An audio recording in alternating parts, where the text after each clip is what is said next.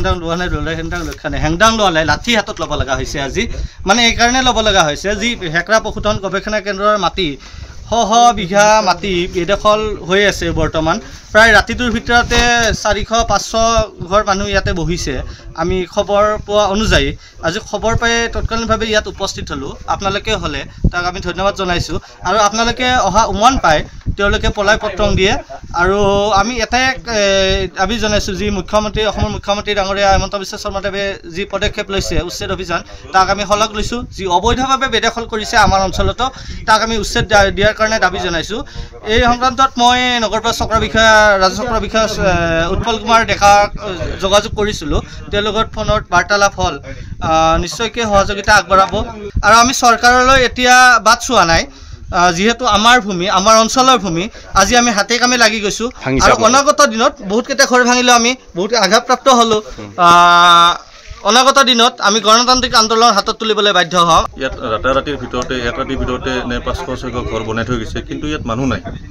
গতিকে ঘৰ আছে কিন্তু মানুহ নাই আৰু ঘৰবিলাকো এখন মানে একদম পাতল একদম কম দামী টিং আৰু বেৰবোৰো কম দামৰ কিন্তু মানুহ নাই আৰু ঘৰত কিন্তু ক'ৰ পৰা আহিল মানুহখিনি সেইটো আচৰিত বিষয় আৰু কাৰ মাটিখিনি কয় মাটিখিনি হ'ল মন্দিৰা পশুধন গৱেষণা কেন্দ্ৰৰ কিন্তু এতিয়া গৱেষকগৰাকী এতিয়া কি কৰি আছে তাকো আমি নাজানো এইবিলাক যে ক'ৰ পৰা মানুহ আহিছে আমি মানুহকেইটা চিনিও নাপাওঁ ঠাকুৰ বদেৱ মণ্ডলে যে বহাইছে সেইটো চিঞৰ কোন ঠাকুৰ মণ্ডল ইয়াতে এজন হেৰি আছে এই নেতা ঠাকুৰ বদেৱ মণ্ডল তেওঁ মানুহখিনি আনি বাহিৰৰ পৰা মানুহখিনি আনি বহাইছে ক'ৰ মানুহ সেইটো বিবেক আমি নাজানো মাটিখিনি মাটিখিনি চৰকাৰী মাটি এগ্ৰিকালচাৰ ইউনিভাৰ্চিটিৰ কিমান মান খৰচ 400 মান হ'ব 400-500 মান হয় 400-500 এই ঘৰসমূহত মানুহ থাকেনে নাথাকে বৰ্তমান ঘৰ বনাই থৈ গৈছে হয় বনাই থৈ গৈছে ৰাতি কিছুমান আছে হয় মানুহ কিছু আছে ইয়াতে আৰু কিছু নাই আহে মাজে মাজে আহে আৰু গুচি যায় ইয়াতো তৃতীয় পক্ষৰ মানুহ জড়িত আছে নেকি এইবিলাক মাটি ইয়াতে এজন দীপক নামৰ মানুহ এজন থকা বুলি গম পাওঁ লগত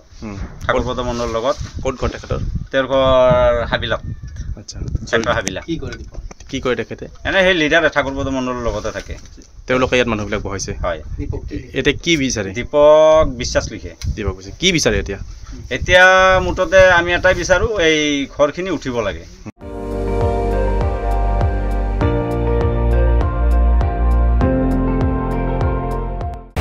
আপুনি চাই আছে ND24 সৰ্বশ্ৰেষ্ঠ নহয় সৰ্বোত্তমৰ দৌৰত